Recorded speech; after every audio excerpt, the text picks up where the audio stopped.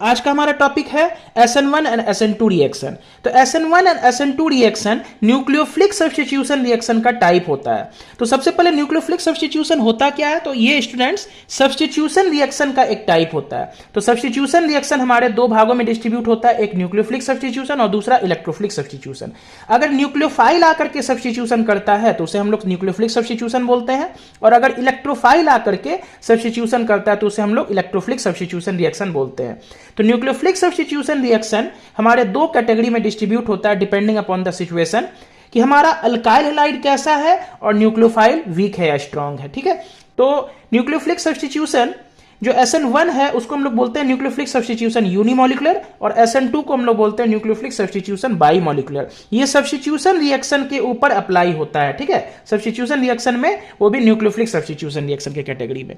तो स्टूडेंट्स हम लोग ये समझते हैं कि SN1 और SN2 को हम लोग कैसे क्लासिफाई करेंगे, मतलब सवाल में, प्रॉब्लम में इसको हम लोग कैसे अप्लाई करेंगे। तो कुछ नहीं करना, बस एक सिंपल सा शॉर्टकट है कि जब भी हमें SN1 और SN2 चेक करना है तो हमें अल्काइल हैलाइड का डिग्री पता करना है। फॉर एग्जांपल ये वाला जो अल्काइल हैलाइड हम यहां पर हम लोग लिए हैं, ये 3 डिग्री अल्काइल हैलाइड है। ठीक है स्टूडेंट्स, ये 3 डिग्री अल्काइल हैलाइड है, और उसके साथ जो न्यूक्लियोफाइल लिए हैं ये हमारा वीक न्यूक्लियोफाइल है। ठीक है स्टूडेंट्स, ये हमारा वीक न्यूक्लियोफाइल है। ऑन द अदर हैंड ये जो हमारा अल्काइल हैलाइड है ये प्राइमरी यानी कि 1 डिग्री अल्काइल हैलाइड है। ठीक है स्टूडेंट्स, ये हमारा 1 डिग्री अल्काइल हैलाइड है, और इसके साथ जो न्यूक्लियोफाइल लिए हैं NaOH, ये हमारा स्ट्रॉन्ग न्यूक्लियोफाइल है। ठीक है, ये हमारा स्ट्रॉन्ग न्यूक्लियोफाइल है। तो SN1 और SN2 में बहुत सिंपल सा डिफरेंशिएशन है कि हमें अगर अल्काइल हैलाइड 3 डिग्री दिया हुआ है और साथ ही साथ वीक न्यूक्लियोफाइल दिया हुआ है, ठीक है, तो यहां पर हमारा SN1 रिएक्शन अप्लाई होता है।